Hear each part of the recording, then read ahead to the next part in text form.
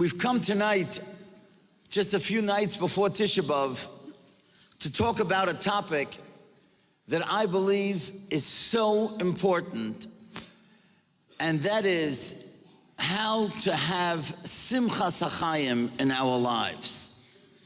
We are under such pressure in so many ways, but I must tell you something so interesting that Rav Shimon Schwab, Zecher Tzadik Livracha, once told me when I began my speaking career and I had to speak about Simcha the first time. And he said to me something fascinating. He said, you know, we all know the expression, Mishenichnas Adar Marben B'Simcha. When Adar comes, we increase our Simcha. We all know Adar is such a happy month because of the miracles of Purim. But he said, isn't it interesting that in that same Mishnah it tells us, Mishenichnas Av, when the month of Av comes, Mematim b'Simcha, we minimize our Simcha. It doesn't say that we don't have Simcha in Av. It's true. We cry and we commemorate the loss of both Batei Migdash, but in Adar we increase our Simcha. In Av, we decrease our Simcha, Mamatin, but there is Simcha there. Doesn't say that there's no Simcha. A Yid always has to be B'Simcha. And then he gave me an example that anybody under 20 will not have any idea what he was talking about. And he spoke about a pilot light, right? Now, any kid here under 20 thinks that a pilot light is something that you'll see on an airplane, right? The light that the pilot travels with. But all of us over 20 know that the stoves used to have, or the ovens used to have a pilot light that was always on, and when you cooked, the pilot light was made bigger, and when you weren't cooking, the pilot light was decreased, but the pilot light was always there. So that's what Rav Schwab said, that's what Simcha is all about. An element of Simcha has to be there all the time. And I remember when I spoke once to the Novominsker Rebbe, soll sein gesund, and I spoke to him about Simcha, he told me, let me tell you the pasuk that I feel defines for all of us what Simcha is all about. The pasuk, you could look it up, is in Mishlei Yud Zayin, pasuk Chav Beis. Leiv Sameach Yetiv Geya. A happy heart is the best tonic, the best medication. Veruach Necheya. But if somebody has a broken spirit, to Yavesh Gorem, that dries out the marrow of the bones. In other words, there could be two people, and this is scientifically proved. There could be two people that have the exact same illness. But if one has a positive attitude in life, and one has a way of making themselves feel happy every day, that person is going to heal much quicker than the one who has the illness and walks around sad and depressed and negative. So Leiv Sameach, a happy heart, Yetiv Geyo, that's the best tonic. And I'll tell you something very interesting. Every single time that I have to speak about marriage, I always tell people this Gemara. The Gemara is in Tainis Chav Beis Amud Aleph, and it tells us that Eliyahu Hanavi was once walking with Rabbi, and two people were approaching them. And Eliyahu Hanavi says to Rabbi, you see these two guys? They got a straight ticket to the Olam HaEmes. They are so special, they got a straight ticket. Now, Rabbi was surprised. He didn't know who these two people were. They're such big tzaddikim.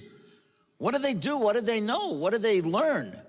So he waited until Eliyahu Hanavi left. I find that also very interesting in the Gemara. In other words, you have a big tzaddik standing next to you. You're not going to talk to somebody else. It's not Bakovadik. So he waited till Eliyahu Hanavi left, and then he goes over to these people, and he says to them, what do you guys do? I hear you got a straight ticket to the Olam HaEmes. Listen to what they said. They said, Inshi b'dichi anan, we are happy people. Mibat chinon atzivi. We know how to make those that are sad and those that are depressed, we know how to make them happy. Now, isn't that incredible? Imagine, we all know people that are depressed and sad. and have broken hearts. Imagine if you have that capacity to make somebody feel special and to give them chizuk, then you got a straight ticket to the Olam HaEmes. Now, I have a talk. It's a totally different topic, but it's talking about underlining things in your siddur. I believe that when you hear a great shot in part of davening, you should underline it in your siddur. Use that siddur every day, because then the siddur is talking to you. But I want to tell you what I have underlined in my siddur, among other things. Every morning in the Halalukas, we say these three words, a compliment about Hashem. Haroifei l'shvurei leiv. Haroifei, the one who heals the brokenhearted. Now think about it. What are the first letters of those three words? Haroifei l'shvurei leiv. Write it down. You'll be surprised. Hallel. That's praise. That's the greatest praise that you could say on somebody else. That they can make somebody feel special. But you know what? The Ma'amloye says on this Gemara, it's incredible. He writes it in Dvarim Kov Ches Mem Zayin. And he says, let's take a look. What did these people answer when they were asked, what do they do? They didn't just say, we make people happy. Let's watch what they said. They said, Inshi b'dichi anan.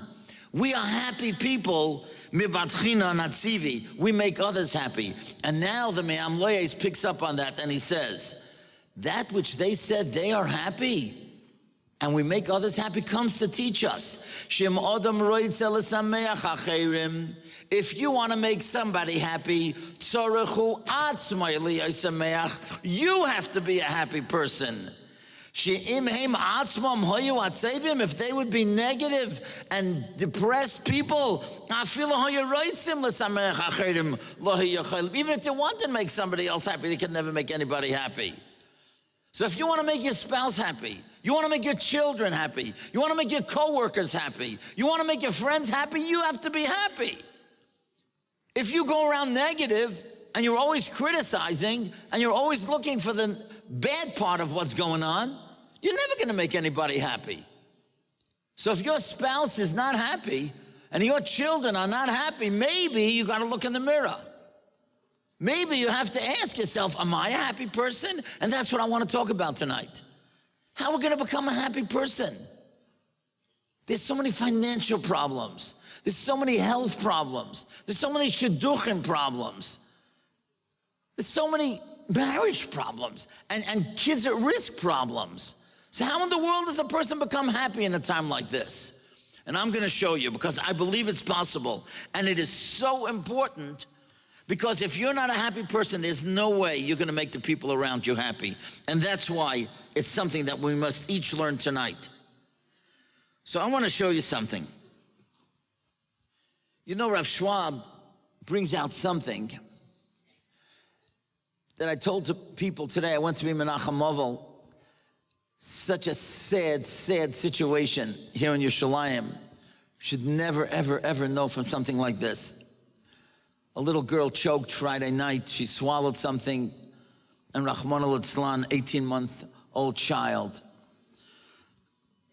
died. Hatzalah tried their best to try to dislodge it, and they couldn't. So I went to the parents. It just happened to be, there's no such thing as happened to be, it's also in a Shemayim, that on my way here, I was sitting next to the grandmother on the plane, next to this grandmother of this little child. And what I told them today is something that we have to remember. You know, Rav Schwab asked this question. In the Haggadah, we start out before, when we introduce the Dalet Bonim, we say this, Baruch HaMokoim Baruch Hu.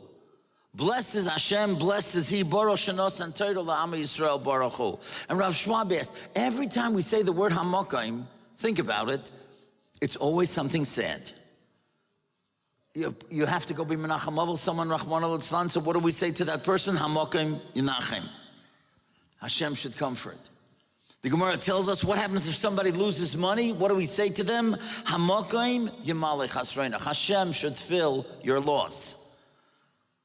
If Chas v'Sholom people are stuck in a foreign country and they can't get out, what do we say when we daven Achenu? Hamokim Yirachem Leim. They should have Rachmanis. So why every time when it's something sad, do we use the word hamokim? And what in the world is it doing in the Haggadah? Isn't the Haggadah such a happy night of Pesach? We're all sitting around at the Seder. What's Baruch HaMakom?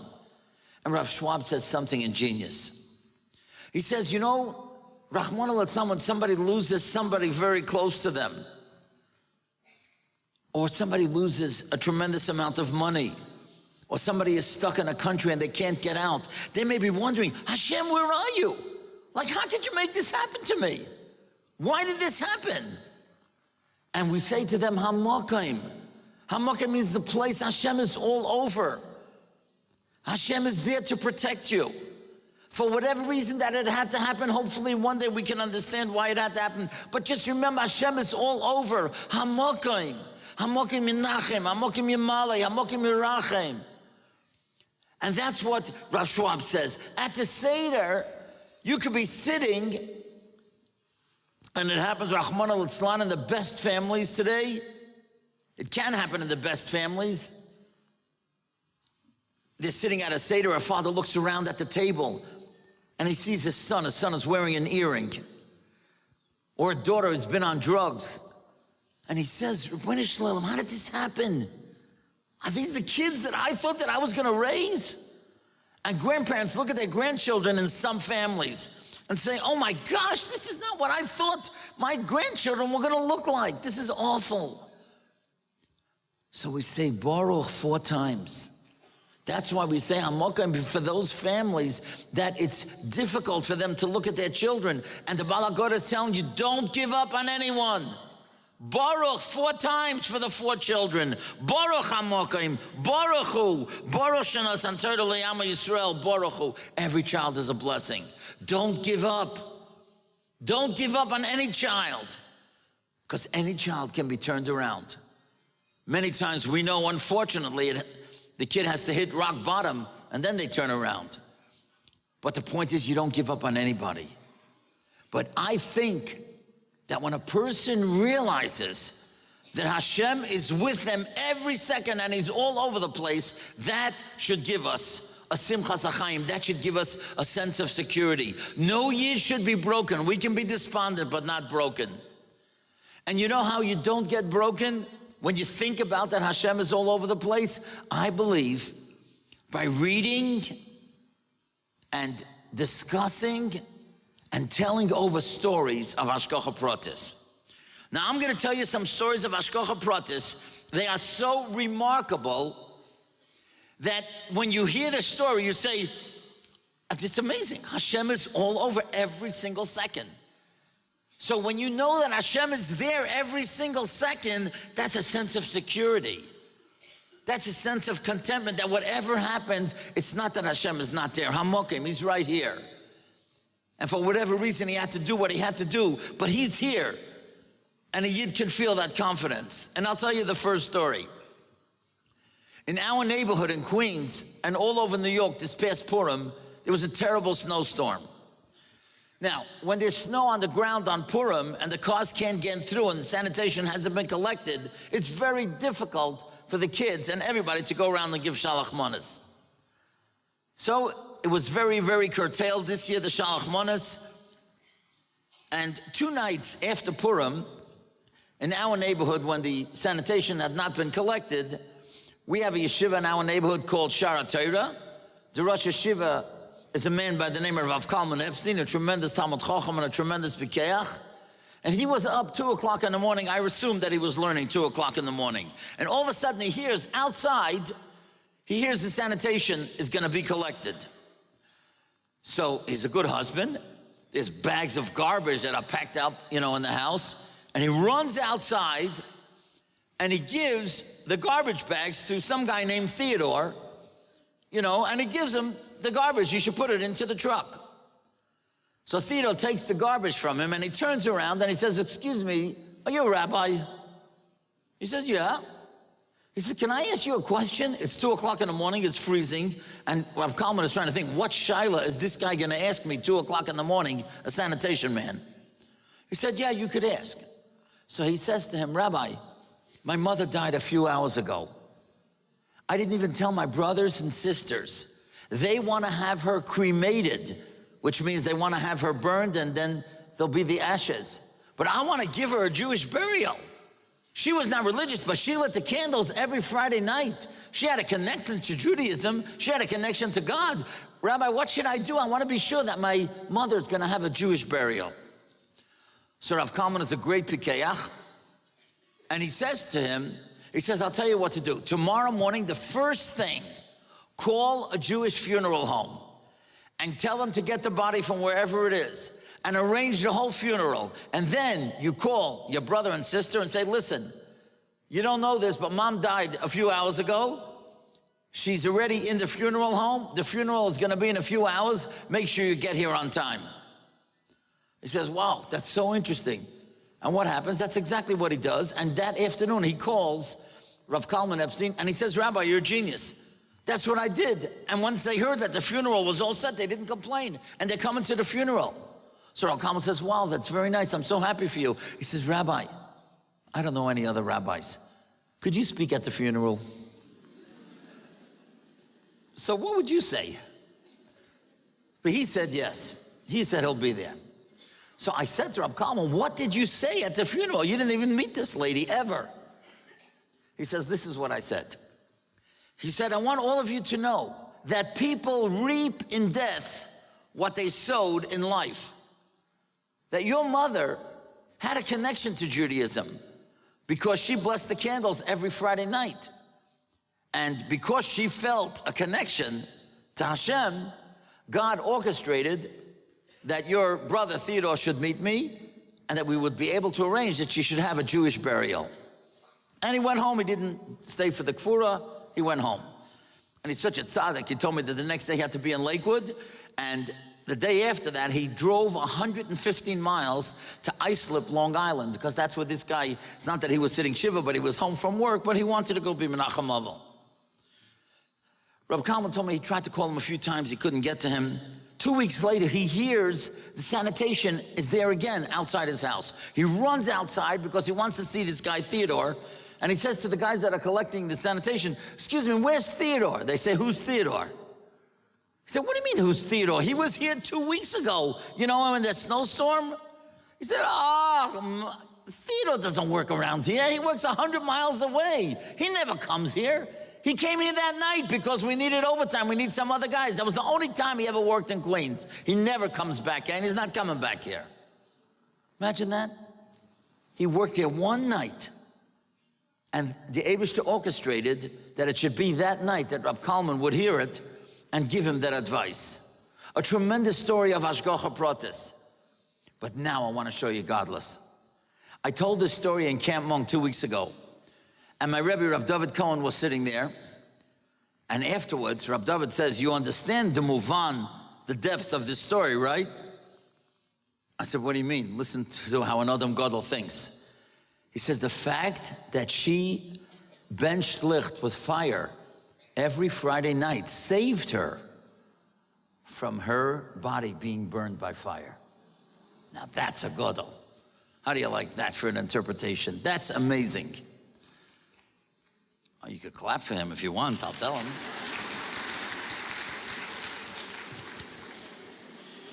You want to hear a great story of Hashgacha Pratis? You won't believe this. Chassidish guy in Lakewood told me this story. He's in Chaverim. Now, Chaverim, I don't know if you have it here in Eretz Yisrael, but certainly we have it in New York and many neighborhoods. And what they do is they, open up cars that people have left their keys inside, and they fix flat tires. And I want to tell you something. And I'm telling it to you for a reason. So we should never, ever make this mistake. You know what this guy told me? You know what calls he gets the most? About women who left their child in the back seat of a car. Rahman al-Itzlan. And you know what he told me now some women in Lakewood do? They take their purse and they leave it next to the child. Because when they get out of the car, they're not going to forget their purse. Might forget their child, but they're not going to forget their purse. And some of them, I know you're not going to believe this, leave their left shoe in the back. So that when they get out of the car, they're not walking any place without both shoes. So they go to the back, see their shoe. Oh, how you doing, kid? And they take them. So it's no joke. Now, I know that many women here do not drive, but if you do drive, It's just something that it's just frightening to think about. Anyhow, this guy Chaverim, there was a 3-day yontif.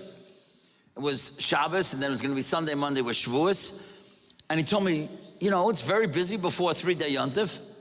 And an hour before yontif, before Shabbos, which was going to lead into 2 days yontif, he gets a call, and the guy says to him, could you please fix my flat tire?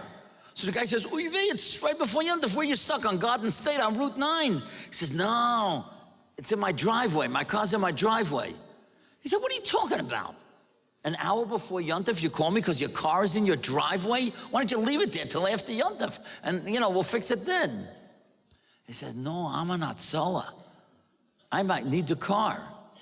Ooh, he told me he felt so awful. He didn't even think about that this guy, that somebody was on Atzola and he would need the car. He said, oh yeah, I'm so sorry. What I said to you, I'm gonna come, I'm finished with dispatching now. I'm gonna come personally to fix it. I feel terrible, I'm so sorry, I didn't think about it. Sure enough, he told me he came to the house and the Hatzola guy was so busy, he didn't even get a chance to speak to him. The fellow's son was gonna give him a bottle of wine for Yontif, but Chaverim never takes any gifts. And he went home. You would not believe this. Matzah Shabbos, the first night of Yontif, this guy from Hatzola, his mother-in-law, is sitting at the table, and all of a sudden she falls back, her head back on the chair, and people realize she's having a stroke. And everybody starts yelling, get Hatzola, get Hatzola. And of course he calls Hatzola, and who do you think's the guy that comes? That's the guy that he fixed a flat for. And they rush the woman to the hospital, and the guy who in Paul Kimball Hospital says, I know all the Hatzola guys, the emergency room technician says, you're so lucky that you got this guy here to be the Hatzola member because he lives the closest to the hospital. So he got here the quickest than any other Hatzola member could have gotten there. And we know, Chas v'Shalom, a stroke victim, every second counts as far as brain damage. So imagine, the Hashgacha Prat is this guy saved his own mother-in-law, and most of the time that's a good thing.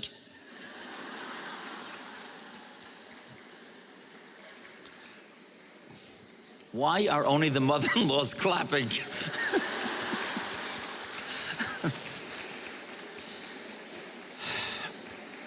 Let me tell you one more story of Hashgacha Pratis. You won't believe this. Here in Yerushalayim, there's a wonderful, wonderful person, a Talmud Chacham, a person with such a heart of regesh, and I'm using that specifically, and that's Rab Shmuel Brazil.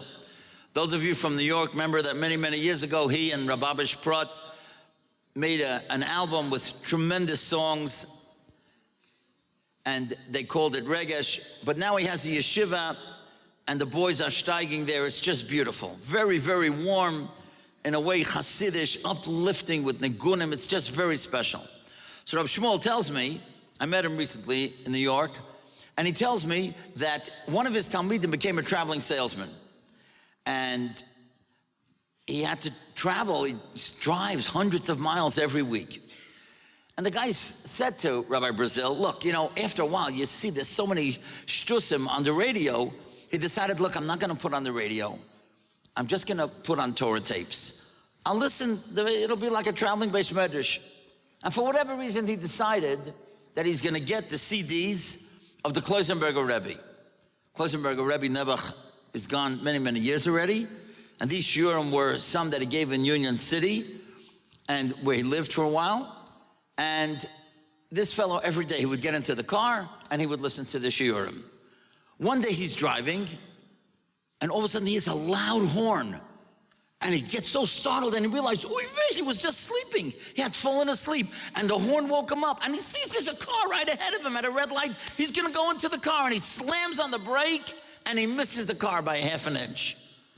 And he can't believe it. Now, of course, the guy ahead of him didn't realize that he was almost banged into from the back, and he just travels off. And this guy just stops like he's breathing heavy. He can't believe that the horn woke him up. He turns around, he looks in his rearview mirror, there's no car behind him. He looks to the right, there's no car. He looks to the left, there's no car. He knows he heard the horn, that's what woke him up. Where was this horn from? And then it occurred to him. He rolled back the CD 6 seconds. 30 years ago, when the Rebbe was giving a shiur, outside the window, a car was passing the yeshiva and happened to blow the horn. 30 years ago, Hashem made somebody blow a horn so that 30 years later, when somebody was being Mekayim of Lech Lecha B'derech, he wasn't going to get into an accident. That's incredible. That's unbelievable. That's Hashgacha Pratis. And when you see these things and you hear these things, you know Hashem is right there. It should give us all reason for being happy, because Hashem orchestrates every single thing. Every person that we meet, every conversation that we hear, every article that we read, everything is there for a purpose. We don't always look at it that way, but that's what Hashgacha Pratis is. And sometimes you meet somebody and you have no idea why you met that person, and then who knows, months later you realize, oh my goodness, there was a reason why I had to meet this person. So that's what Hashgacha Pratis is all about. And I think that if we take to heart the idea of Hashgacha Pratis and read these stories and tell these stories, then we'll become happier people, because we know that Hashem is always there for us. I got to tell you this one more story of Hashgacha Pratis. It's too good to let go. There's a guy, Dan Kirshner, in Silver Springs, Maryland. So he's a Baal Tshuva for many years, and he told me he became a Baal Tshuva. There was an organization in Baltimore, Eitz Chaim and Rabbi Shlomo Porter. Yeah, Baltimore, go ahead. I'll tell my daughter Faggy you clapped for Baltimore. So this wonderful organization, and he became very enamored by Frumkeit, and he took off a year from work and he went to a place, Machon Shlomo, and there he was inspired by a Rabbi Rosenberg, and we know that many, many people, Rabbi Rosenberg doesn't get a clap? There you go. So he spoke about tzitzis, and he spoke about the chashivas of tzitzis, and tzitzis is a gematria 600, and there's 8 strings, and there's 5 knots, so it's equals 613. And he was so nisragish from the way his Rebbe was talking about tzitzis, he promised himself he will never, ever, ever miss putting on tzitzis. It was about tshuva, and he decided this is a mitzvah he's going to keep always. Anyhow, he comes back to Silver Springs, Maryland, and he gets married, he has children, and every day it's the same thing. He gets up early, he goes to a shiur, and davens, and then he drives 20 minutes to work, and he has his first cup of coffee. So he tells me that one day he's driving in Silver Springs, Maryland, and all of a sudden he's got this awful, awful craving for a coffee. Now, it's crazy, because he knows in 10 minutes he's going to be at work and I'll have his coffee. Like, well, was gate him on? But somehow he just had to get off the highway, University Boulevard, and it just, right there was a coffee shop, and he got out and he bought a coffee. Now, I don't know if any of you have ever driven a stick shift car.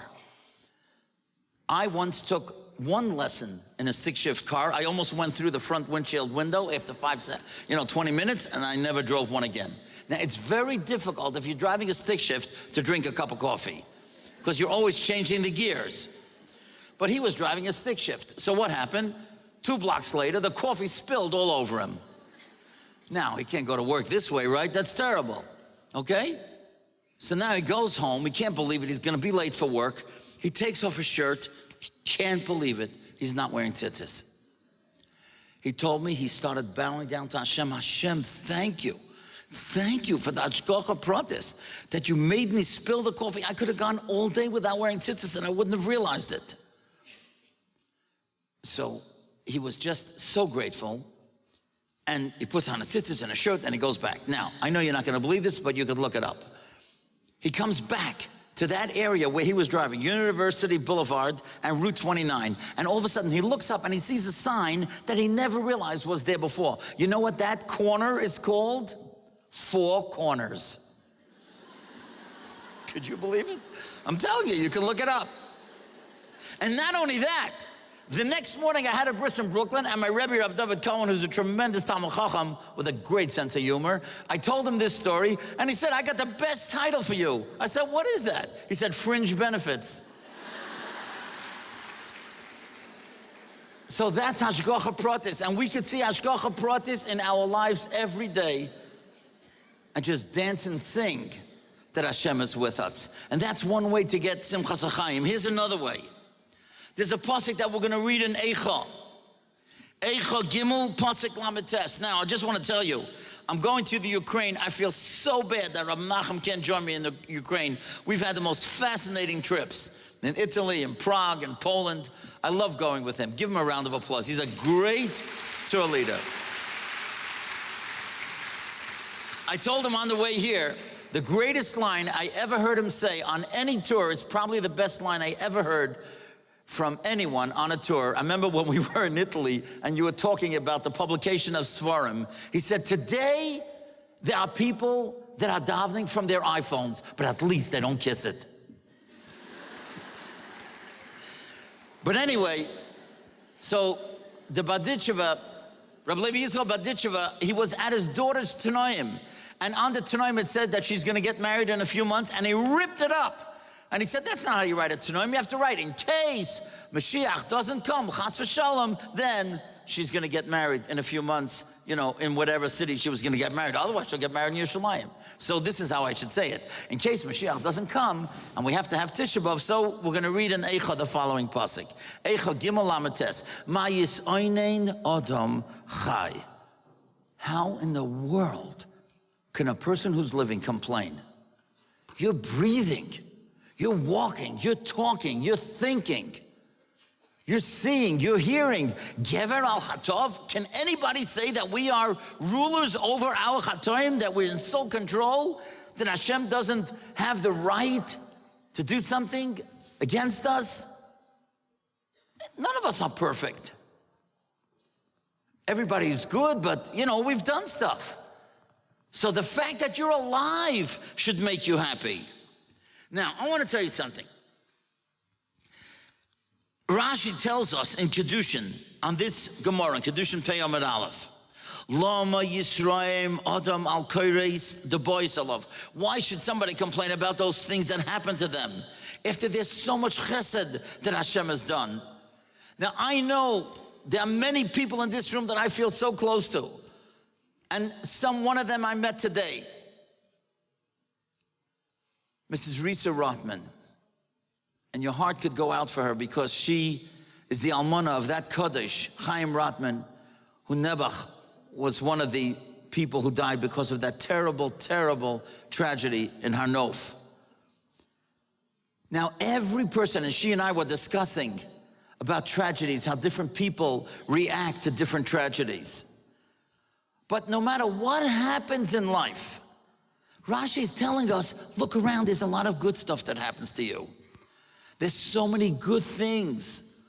So when you think and you concentrate on the good that you have, all of a sudden you have a simchas hachayim.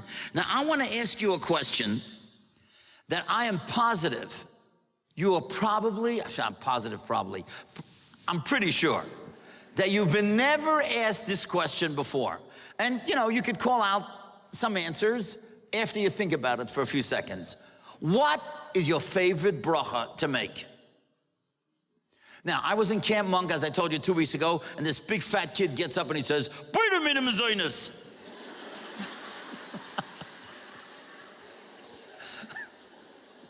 At least he was honest. So go ahead, let's hear. You know what one woman told me? I could not get over this answer. She'asani kirtzoinei. That is so precious. You know what another woman told me? Lahadlik ner shel Shabbos. It's beautiful. I'm going to come to that. So, but I want shakol ni b'dvarai. Okay. Okay, listen, wait a second. We're going to get there. But I want to tell you what my favorite bracha was until I thought about this. Until then, my favorite bracha was either Shechiyonu, because Shechiyonu is always something new. It's a new yontif, it's a new suit, a new car, a new fruit, whatever. Or Leishev Basukkah in Yerushalayim with your family. Nothing like Sukkos. Oh boy, that's the best. But then, as some of the women pointed out here, what I think should be our favorite bracha is Asher Yotzar. Now watch what Rav Schwab writes in his wonderful sefer called Rav Schwab on Prayer. When we contemplate the miraculous workings of the various chalulim, the cavities in the body, such as the trachea and the esophagus, and the entire digestive system, the respiratory system, and the circulatory system. And suddenly, chas v'shalom, there's an unexpected rupture or blockage. A person's life is in danger. Every single time I go to a doctor, whether it's an ear doctor, a nose doctor, throat doctor, eye doctor, whatever, I look at the charts on the wall. That's going on in my head. You know, Rabbi Tatz, the great Talmud Chacham and genius, once said, how do you say the word skin in Hebrew? Or, how do you spell it? Ayin Vav Resh. What other word can you make with Ayin Vav Resh? Iver, which is blind. He says, you know why the skin is called or? Because it comes from the word Iver, because it blinds us to what's going on in the body. You can't see your colon, you can't see your spleen, you can't see your heart, your lungs, your intestines. It's miraculous stuff that's going on in the body. So I would like to suggest from tonight on that we should all make this Kabbalah. From now on, when you say Asher Yotzar, stand in one place. Don't be texting, don't be emailing, don't be getting dressed, don't be taking your kid into the carpool. Don't be doing 9 seconds, that's the most it's gonna take. But oh my, when you begin to realize what the bracha is, do you know what it says in the Siddur HaGro? You will not believe it. He says this is the only bracha. If you never thought about this, it's Mavel al Arayan, which means it's just beyond imagining. In no other bracha do we mention the Kisei Kavaydecha, the highest place in Shemayim, where all the Heilige Malachim are. What in the world? By doing something which is so basic. We're mentioning Kisei Kavaydecha, and you know what the Goyen once said, and they wrote it in his Siddur? To show you, afilu misham, even from high up, by the Kisei HaKavod, Hashem is mashgiach al dvorim shvelim ka'ela, that the Eibishter takes care of even these low, so to speak, things. So if you want to be happy with your life and be grateful and have a simchas achayim, think about it every single time that you say Asher Yotzar. Now, I want to tell you what somebody told me on my recent birthday. Now, I love my birthday because the whole world celebrates it. My birthday is Tu B'Shvat, so I love that birthday. So, some people say I'm nutty like a fruitcake, but whatever, it's okay. It's okay. I don't mind. But anyway, somebody told me this thing, and the truth is that it's really applicable to every single one of you here today. Every single one. The person said, on this day, years ago, Hashem decided the world can no longer exist without you. Isn't that great? And the truth is that goes for everybody. Razy Gutman, who's sitting here, and Dina Fink, who's sitting here, and Leah Dollinger, who's sitting here, and she used to be Roberg. All these wonderful people that are sitting here, every single one of you. Hashem decided on your birthday, that's why He created you, that the world cannot exist without you. And every one of you can make a difference. Just like those people that I just mentioned, each one of them has made a difference.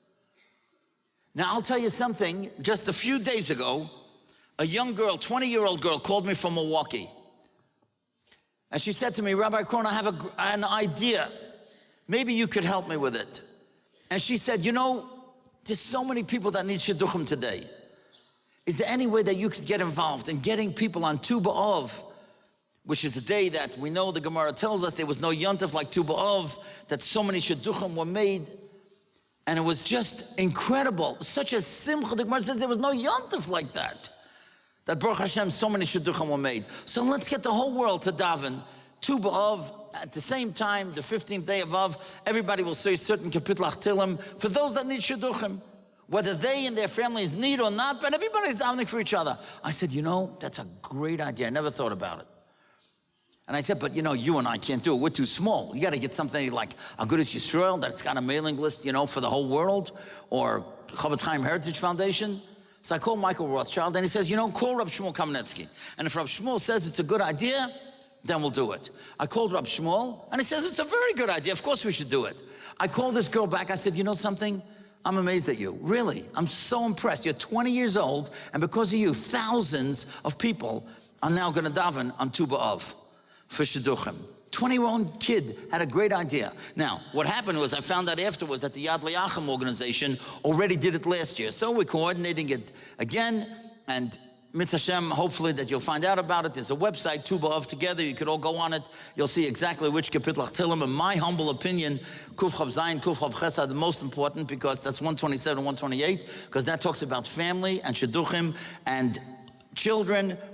So let's all daven that. We're all going to try to do it at a certain time of the day, because Hashem brought you into this world, because you have a purpose in this world, because you could accomplish things. And I want to tell you something. I once heard something so beautiful. There are two words that have spelled with the same letters: creation and reaction. Many people are people of reaction. You don't have to be a person of reaction. You could be a person of creation. You could create an idea. And today is the yahrzeit, not the yahrzeit, the shloshim of Rabbi Meir Zlotowitz. And that's what I said about him. I made a video. I couldn't be at the shloshim, obviously, because I'm here. And that's what I said. He was a person who was a person of creation. He reacted because a friend of his passed away, and he wanted to write a sefer in his name for him, for Meir Fogel. He wrote Megillah Esther. But then when he saw 20,000 people bought it, and there was a need for Torah to be written in English in a beautiful way, as Rabbi Nachum was talking about, he became a person of creation. And then I said, I saw a great expression recently. There's three types of people. There's one type of person that makes things happen. There's another type of person who watches things happen. And there's a third type of person who says, what happened? And you know something? You got to be like the first person. You got to make things happen, and we could all do it. You know why? You know why we don't do things? Because we don't believe in ourselves. And Rav Tzadok says there's three things you have to believe in. You have to believe in Hashem, you have to believe in Torah, and you have to believe in yourself. And you believe in yourself, you can do great stuff. And that should make you happy. That should give you a simchas hachayim. And I'm going to show you now one thing that we could all do, that as of tonight on, we're going to become different people. And that's something that the Chavetz Chaim tells us. The Chavetz Chaim tells us an amazing thing. He says, Uma'oid tzorech lizoher. A person has to be careful, shelo yechsa loy midas hachesed afilu yom echad. Now, one day should go by from tonight on. This is in Sefer Avos Chesed Perek Yud Beis. Now, one day should go by that you don't do a favor for somebody else. I'm not talking a husband for a wife for a husband. That you got to do if you know it's good for you. I'm talking out of the house. And then people say, oh, charity begins at home. Yeah, but you're not becoming a Baal Chesed because you fed your child. So every day, and Chavetz Chaim says everybody has to learn something, and I believe it's for women too. Obviously, women are not going to learn Gemara, but you can learn Musar, you can learn Halacha, you can learn Chumash, you can learn Tanakh, you can read a Maggid book. I mean, there's a lot of stuff to, there's a lot of stuff to do, right? Everybody can be inspired every day. And I want to tell you something. Many years ago, I came up with this idea that every one of us should have a little notebook, a spiral, and write down a chesed every day that you do. And I'm telling you, I can almost guarantee you that you do it 40 days in a row, you're going to become a different person. You know how I know this? Because it's a pasuk. Hashem tzilcha. Hashem is your shadow. And if you do for others, others are going to do for you. Now, as Rabbi Nachum mentioned before, you give somebody a CD, you give somebody a tape, you have no idea where it's going, who's going to be listening to it. And I've been talking about this idea for years. A couple years ago, I get a call from Baltimore, and this fellow tells me his name is John Yaakov Goldman. I say, yes, can I help you? He says, Rabbi Krohn, I just heard your idea, and I want to bring it around the world. I said, Yaakov, that's pretty brave. What, you're going to do it all around the world? He said, yeah, go on my website, and you will see what I do. And he's phenomenal on what he does. So his website is called brandlauncher.com. I mean, he helps the greatest businesses in the world because he's an extremely creative person.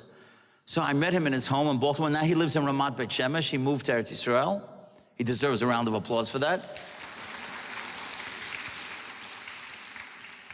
And he said to me, let's work together and we're going to make the Chesed Challenge. I said, what do you mean? He said, we're going to challenge everyone that they should do a Chesed 40 days in a row. And we're going to, every one of you, you'll be able to get this little flyer. If you haven't gotten it, just walk out, not now, walk out afterwards, right? And you'll get this flyer.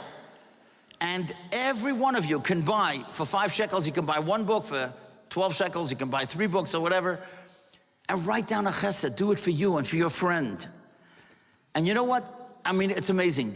I didn't do it. I just had this idea, and I know many, many people who have kept this spiral because I told them. But what Rabbi Yaakov did was he made a website, a Chesed Challenge website. And there's a guy sitting here in the back, and his name is Howard Fabian. You'll have his number. You could call him. And let's do it together. And we're looking for Chesed ambassadors. You know what that means? In every neighborhood, there should be somebody that's going to be Fa'amfutlach, which means he's going to be responsible. Everybody in the building should do a Chesed. And those of you who aren't still in school, do it in your school, do it in your organization, do it in your workplace. Become a Chesed ambassador. We're going to show you. You register, and you know something? Then you could download this book, The 10 Best Chesed Stories of All Time. Of course, they're all taken from the Maggid books. Hanoch Teller can do his own stuff. But whatever. He's a nice guy. That's how I started writing stories, because I copied him. That's the truth. That's the real truth. But anyway, the idea is this book is available for you if you register, and you'll be able to get these chesed books. And I'm telling you, your life is going to change. You want to hear about a chesed? I'm going to tell you 2 stories of chesed. You won't believe it. Now, the wife of the person who I am going to tell you right now, of course, the fellow doesn't want I should say his name, as you'll see in a second. But this fellow told me the story. He lives here in Eretz Yisrael. As a young boy, 9-year-old kid, his parents went through a terrible, terrible separation. For many, many years, his mother couldn't get a get. I'm not even going to get into that because it was just horrendous. But the father left the scene. Who was going to take this little boy to shul on Shabbos? So Rabbi Yaakov Landesman, Soll sein gesund, he was a principal of Menayel in Brooklyn. Every Shabbos, he would come to this boy's house at 7 o'clock in the morning, take the boy to shul, learn with him for a half hour, and then either walk him to shul where he was going to daven, or keep him with him and the little boy daven together. You know how many years this went on for? 10 years. Till this boy was 19 years old. He had somebody that learned with him for a half hour before davening every Shabbos. That was Rabbi Yaakov Landesman. And you know something? As I told you, his wife is sitting here tonight. And I thank her for the cookies that she brought me. You don't often have to buy me cookies, believe me, because, my wife, wants me to be able to fit through the door. So, but anyway, listen to this. Do you know what he does, this tzaddik? There's a kid in his neighborhood right here in Yerushalayim whose father also is not there. And we know in Yerushalayim, they daven much earlier than they daven in New York. 6:30 in the morning. He and his little boy, they go and they pick up that little kid. That's what chesed is all about. Chesed continues. When you do a chesed, you inspire your children. So this is Rabbi Yaakov Landesman's mitzvah that this fellow here in Yerushalayim is picking up that other boy. I'll tell you another story of chesed. It's amazing. We, in our shul, we have a guy from England. Only an English guy can have a name like this, Nigel. Nigel Collins, right? What a great name, okay? Sounds like a United Nations ambassador, for South Africa or something. But anyway, so Nigel Collins, he's Nochem HaKohen, but to everybody, he's Nigel. So Nigel is a great photographer. What does he do? In our shul, we have what's called Yeshivas Mordechai HaTzadik. They have it in many, many communities around the world. It's such a beautiful thing. Minchas, let's say at 2 o'clock. 1 o'clock, the fathers or the grandfathers or kids come to learn with all their crazy costumes. They learn for an hour, they daven mincha, and then the Rov gives Purim gelt at 2 o'clock right after mincha. What does Nigel do? Nobody asked him to do this. What does he do? He takes his camera and he stands right by the Rov, and he takes 2 pictures of every single child in their costumes while they're getting Purim gelt. And by the time everybody was at their Suda, everybody in shul got an email with their kid's picture and the Rov and the costume. That's beautiful. Did anybody ask him to do it? No, but that's chesed. In my humble opinion, the word chesed comes from the word ches samach. That means you have rachmanis. And I'm telling you, when you start doing these kind of things, you feel so good about yourself because you're not living for yourself, you're living for others. And that's what Avos Chinam is all about. What's the reason why we still don't have the second Beis HaMikdash? There was Torah, there were mitzvahs, but people didn't get along with each other. They looked down at each other.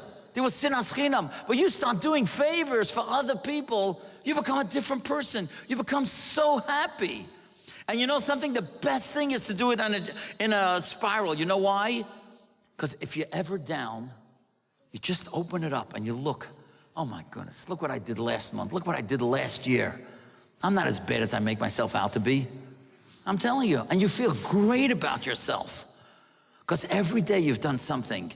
And I'm telling you, this book or any other book that you'll have will become one of your most treasured possessions. Now I want to share something with you. You know, over the years I've had the opportunity to speak with very, very special people on the same program. One of the most special people, and you all know her, or knew her. Nebuch, she passed away recently, and that was Rebbetzin Youngreis, Allah Shalom. She was very, very special, a very, very heartsick person.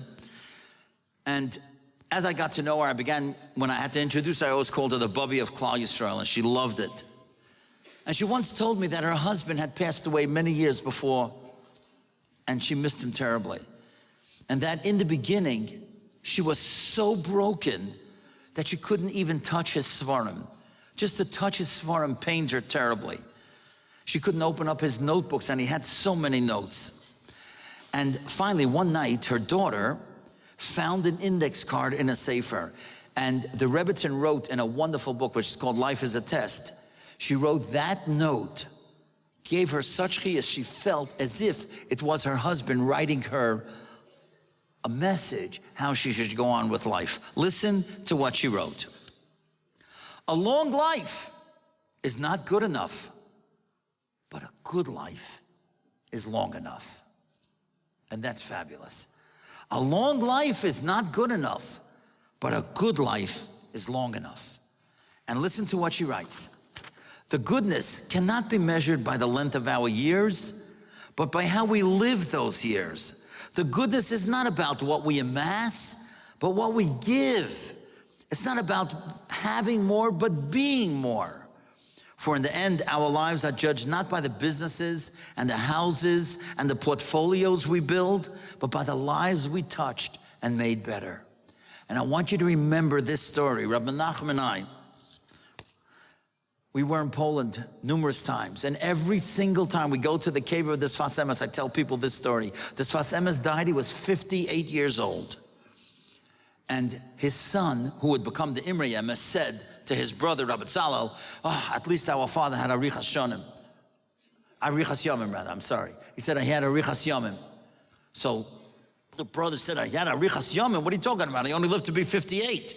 He said, I didn't say that our father had Arichas Shonim. I said he had Arichas Yomim. There's a big difference between Arichas Shonim and Arichas Yomim. Arichas Shonim means length of years. No one, no Rav, no doctor, no one can guarantee you Arichas Shonim. Nobody knows what tomorrow brings. And here in Eretz Yisrael, we know that better than anyone. But every single one of us can guarantee in our lives Arichas Yomim. Every one of us, you make your days count. That's what the Imre Emes said about his father, the Sfas Emes. It's true he lived only 48, but he lived Arichas Yomim. Every day counted. My father, Alav Shalom, who my sister and I and all my brothers and sisters are so proud of, he passed away, he was 47. He didn't have Arichas Shonim. Oh, but boy, did he have Arichas Yomim. Every day accomplishing something, every day doing something special, thinking about other people, building people, making people special, making people feel good about themselves. And you know something, how you feel good about yourself? There's a lady in this room who I consider from the Lamed Vov Tzidkonius in this world. Her name is Rebbetzin Dina Fink. Now, Rebbetzin Dina Fink has a great organization literally all around the world. And that is called L'chu V'Neilcha. And it's here in Yerushalayim as well. And it's for every post-seminary girl that is no longer in seminary and no longer in Limudei Kodesh. And you go out there in the back at the table. I'm going to be there for Rabbi Yaakov Goldman and for Rebbe Tzendina Fink. And you can all register. The seminary goes, you want to have shiurim. You want to have places of inspiration. You go to L'chuv Elcha. It's right here in Yerushalayim. I've seen it in many cities. The Rebbetzin goes to Switzerland, to England, and I don't have to tell you what goes on in her house in Brooklyn. It's absolutely incredible. And you can register and you can feel good about yourself. Just because you finished seminary, and I'm talking to married women as well, is not a reason you shouldn't be growing. Every day learn something. Even if you listen to a cassette, you listen to an MP3, you listen to a CD, something, grow, make yourself feel special. And I want to tell you one more thing, and then we'll review and end with a great story. You know what I think is so important in having Simchas HaChaim? Having a goal, making it, and keeping it.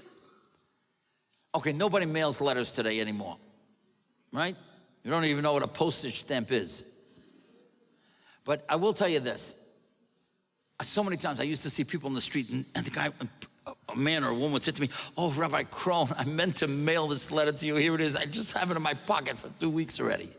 How could you have a letter in your pocket for 2 weeks and not mail it? It's beyond me. And many, many of us start projects and we don't finish them. So I want to show you something. It's so amazing to me how Gedolim learn psukim in Chumash. It's absolutely incredible. Look at this. The pasuk tells us, listen what the Chofetz Chaim says. You look it up. Bereshis Yud Beis pasuk Hey. Vayetzu lolechas arza Canaan, vayavoyo arza Canaan. Avram Avinu decided to go to Canaan, and he got to Canaan. And in Parshas Noach tells us about his father Terach. Vayikach Terach as Avram ben Noi. Terach took his son Avram, ve'es Lot ben Haran, and Lot the son of Haran, his grandson, ve'es Sarai and his daughter-in-law, Kalosai, Sarai his daughter-in-law. Vayetzu me'or kastam lelechas arza Canaan. They were going to go to Canaan, and what happens? Vayavayat Choran, vayeshu sham. And they ended up in Choran, and they sat there. I always use this example in New York. Somebody wants to go from Brooklyn to Lakewood, and he ends up in Staten Island. What happened? You didn't make it? You want to go to Yerushalayim to Tel Aviv, and you end up, I don't know, whatever's in the middle? Listen to what the Chofetz Chaim says. The Chofetz Chaim says, Sha'ala Adam lelechas b'darkei Avram. You got to go like Avram. You decided you're going to go to Canaan. You got to get there. You decide you're going to write an article, you got to write it. You decided you're going to bake a cake, you got to bake it. You decided you're going to take a project, you got to do it. You know why we feel so lousy about ourselves? Because we have ideas and we don't bring them to fruition. Or we start something and we don't finish it. Simchas HaChaim means feeling wonderful about yourself. And you feel wonderful about yourself when you have a goal and you accomplish it. Rav Moshe Shera, many of you from America certainly know that he was the greatest Askan. And he was in Agudas Yisrael. And it happened, Nebuch. In May of 1998, he was very sick. And he wanted to just make it to that dinner, to that Agudah dinner. And he didn't think he was going to make it. And one night, the doctor came in, and he said to him, Rabbi Shera, you're okay. You're going to make it to the dinner. You should write that speech that you want to give. And he was chalishing to give that final speech because he knew that would be the last speech of his life. And what happened was, he started writing the speech in a shaky handwriting at that time already because his health was failing. And unfortunately, he died Sunday morning of the dinner. And he never gave that speech. And after he passed away, I was asked to give a shloshim in Rabbi Yisrael Reisman's shul in Brooklyn, to give a shloshim about Rabbi Shera. And when I called his son, Rab Shimshon, and I wanted to clarify certain stories, he said to me, Paysach, I want you to give my father's final speech. I said, Shimshi, don't you want to give it? It's so meaningful, his last speech. He said, no. He loved you. Because my father, Al Shalom, and Rabbi Shera went to Ner Yisrael in Baltimore together. So they always had a friendship. And Rabbi Shera always was very kind to me. He always used to tell me certain stories. He even told me one story that I can't print, Kol Zman He's Alive. It had to do with him and Henry Kissinger. And it's in the latest Maggid book. You could see it there. But listen to the speech that he gave. The final thing that he was going to say. It is so incredible, and what a lesson. The pasuk is in Yisro, Shmos Yutes pasuk Yud Beis. V'higbalta es am. Hashem says to Moshe Rabbeinu, surround, the nation should surround Har Sinai. Hishamru lachem alois bahar. Be careful, don't go up on that mountain. Kol hanegeya bahar. Anybody who touches the mountain, the pasuk says, if anybody touches it, the mountain is so holy, nobody should dare touch that mountain. They could stand around the mountain of Har Sinai, they're all going to see Kabbalah Satira, but don't even dare touch that mountain. Now we know that many Mefarshim, especially Hasidic Mefarshim, can take a pasuk and learn something that is such an important lesson, but they'll teach it in a way that you and I would never have dreamed of. Listen how the Kotzker Rebbe taught this pasuk. And that's what's going to be the final words of Rabbi Moshe Shera to his Aguda community. The Kotzker Rebbe said like this: many times we undertake a project, and then we get burned out, and we don't finish it. And that's wrong. And he says like this: be careful. When you want to go up on a mountain, you want to accomplish something. You want to make sure everybody does something. You want to do whatever you want to do. And be careful when you want to go up on that mountain, and you only touch a little bit. And you decided, now I'm too old. I'm too tired. I'm burned out. If you only touch the mountain, that's not what life is all about. Life is reaching the top of the mountain. And now let me tell you, when you reach that top of the mountain, I get the chills telling it to you. You feel so wonderful about yourself. You feel that you're a person, that you're a gavra, that you've accomplished it. It's a simchas achayim. You had a goal and you accomplished it, no matter what it is. And then Rabbi Shera wrote, if you are zeicha to climb that mountain, al tiyu min elu hamistapkim b'muat. Don't be like those that are just satisfied with a little bit. El hishtadlu la'los maila maila. Go to the top. And that's why I love Yaakov Goldman, because I would have given up on this Chesed Challenge project. I just felt it was just too big to try to get the whole world.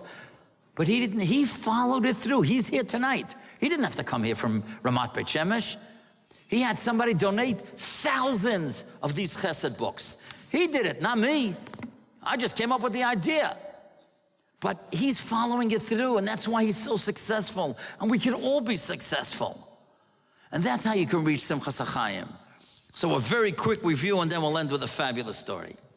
The review tonight is to know that Meshenichnas Av Marbim B'Simcha, Meshenichnas Adar Marbim B'Simcha, Meshenichnas Av Mematim B'Simcha. But a Yid always has to have Simcha. The mere fact that we're alive is a reason that we should all be dancing and singing. If we look around at Hashgacha Pratis, we have to know Hashem is with us every second of the day. So no matter what happens, we have to know Hashem loves us, and hopefully that we can understand why certain things had to happen. And eventually, when Mashiach comes, everything will make sense. But till then, we have to know Hamakayim. The Eibush is here with us all over. Like all those stories of Hashgacha Pratis, whether the horn that was blowing, whether the sanitation person that came, or whether the Chaverim guy fixed a flat tire. All those things, these things happen, and they happen to all of us. And let's remember, we have to be sure that if we have a goal, that we're going to accomplish that goal. And one of the greatest ways to feel good about yourself is to make sure that you have arichas yomim, do a chesed every day, learn every day. You're going to feel so special about yourself. And I just want to end with this fabulous story. In 1940, there was a Rav, his name was Rabbi Yaakov Avigdor, and he lived in a place called Drobnitz in Poland. And Nebuch and his wife and his two daughters and his two sons, they were taken, Nebuch, by the Nazis, Yimach Shemom, and they were taken from their home where he was a Chashav Rav, and they were taken to ghettos. And they went from one ghetto to the other, and then Nebuch, a couple years later, they took the older women and they killed all the older women. And Rabbi Avigdor Nebuch was without a wife. And then Nebuch, there was a big gathering that they put all the older men and the girls on one side and the boys on the other side. And Rabbi Avigdor was there with his two girls. I just want to mention them. The neshama should have an aliyah, Chana Gittel and Shendel, that they were never taken. And he was trying to run to the other side where his boys, Yitzchak and Avram, were, because he knew that the older men and the girls were going to get killed. And these boys were going to go to labor camps. And when he realized, and he tried to get to the other side where his 24-year-old son Yitzchak was and the 14-year-old Avram was, and they pushed him away and they didn't let him go to the side of his sons, he just cried out and he said, Yitzchak, never let your eyes off Avram. Take care of him. He's going to need you. And Nebuch, he went off on the side. And that was the last words they heard from him as a family. And the boys, Yitzchak and Avram, they were in Mattenhausen. They were there for 1.5 years. And they were mamish slave labor. They survived, but they were skinny like skeletons. And after the war, they were taken to DP camps in Austria. DP stands for displaced persons. And they were there in Austria, hoping that eventually they could go to either America, Canada, England, Eretz Yisrael, something. And there were a whole group of fellows that came here. At that time, it was still called Palestine. And they came to Austria and they took a lot of young boys to Milan in Italy. And because they wanted them to come here to Eretz Yisrael and either to fight in the wars or to live their lives here. And Yitzchak and Avram were in Milan. And what happened was that one day, Yitzchak was walking and he recognizes a girl that was the Chazen's daughter. And this Chazen's daughter, her name was Pesha. And Nebuch, she was going from camp to camp looking for her husband. It was after the war. She didn't know if her husband was still alive. But Yitzchak knew that he wasn't. He saw how he had died and he was taken out and buried. How's he going to tell it to this poor girl? And he sat down with her and he said, Pesha, I feel terrible to tell you this, but your husband's not alive. I saw that he died and that he was buried in a mass grave. And she was yelling and screaming and crying because it was years that she was hoping that somehow she would be able to find her husband. And he said to her, let me give you a letter. Maybe one day you're going to want to get married. And she said, don't be crazy. I'll never get married. He was my life. And he said, please, let me give you a letter that I saw that he died. Otherwise, you're going to remain in Aguna. And she wouldn't listen to him. 2 days later, she was about to leave. He took a piece of paper. He wrote, I saw the name of her husband, whatever his name was. I saw him dying. He stuffed it in her pocketbook. And she left. And she went to Bergen-Belsen. Now, Bergen-Belsen, of course, was no longer a concentration camp. And there was also now like a DP camp. And she was there for, I don't know, a couple weeks. And she met someone who also never had lost his wife. And she thought, you know something, maybe it is an idea that I should marry him. But she had to get permission. All the people had to have permission. So there was a rabbinical court in Bergen-Belsen. And there was a long line of women, because how was a woman going to prove that her husband had died? They had to have proof positive, otherwise they would not be able to remarry. And she was on this long line, and it was so frustrating. Finally, she comes up to the line.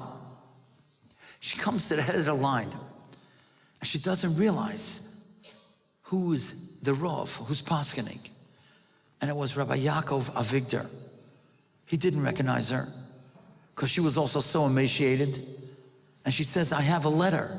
I have a letter that shows that my husband was dead and he was buried. And he said, but if you don't have a letter from like an official organization, how could I trust it? She said, well, I know he was a rabbi. Here's the letter. And he takes a look, and it's a letter from his son. He didn't realize his son was still alive. It was Yitzchak Avigdor who had stuffed the letter. He said to her, did you see this man? He didn't want to say who he was. She said, yeah, I saw him. He's in Milan. He said, you're positive? You got it from him? Yitzchak Avigdor? And then she said, yeah, of course I'm positive. And after he finished his rabbinic duties, he ran and he called a fellow Yaakov Griffel, who was involved in helping people reunite after the war. And he called him in Italy and he said, you gotta find out, are my two sons still really alive? And a few days later, Yaakov Griffel telegrammed him And he said, your sons both are alive, Yitzchak and Avram. And Rabbi Yaakov Avigdor said, I gotta go there. I gotta meet them.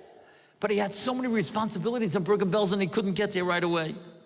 And finally he told Rabbi Griffel, he said, tell them I'm coming on this and this day, they should meet me in the train station. And he takes a train and he comes to this huge train station in Milan, and it's still during the war, there's thousands of soldiers, there's such a behola. How's he gonna recognize his kids? And the kids knew that the father was gonna come. And they're trying to recognize him, he's trying to recognize them. And they really passed each other numerous times, but they were all so frail and so pale and so skinny, they didn't even recognize each other. And Rabbi Yaakov is going crazy. He's gotta find his kids. And he starts yelling, Yitzchak, Avram, where are you? Yitzchak Avigdor, Avram Avigdor, where are you? And suddenly they recognize that friendly voice. They recognize the voice of their father. And they run over to him. And they hug and they embrace. And they were reunited. A father was crying out for his children. The children were crying out for the father. And they were reunited. In the 9 days, our Father Hashem is crying out for us. He's waiting we should come back. He's waiting we should do chesed. He's waiting we should do mitzvahs. He's waiting we should have Avos Yisrael. And we're crying out to him. And we don't recognize each other. You know why? Because so many of us are not where we're supposed to be. But we've got to get there. We've got to cry out to Hashem. Because Hashem is crying out to us. And that's the avoid of the 9 days. The avoid of the 9 days is to feel good about yourself. Feel good that you're a Yid. And know that you have a Father in heaven who's calling out to you. Let's call to Hashem with our tefillah, with our Torah, and with our Paysach Chesed. Hashem will call out to us. And hopefully before Tisha B'Av, or anytime soon afterwards, Hashem will recognize us and give us the greatest gift of Mashiach in our time, so that the whole world could come and join all of you, and we'll be able to dance and sing together with Mashiach. Thank you for inviting me, and thank you for listening.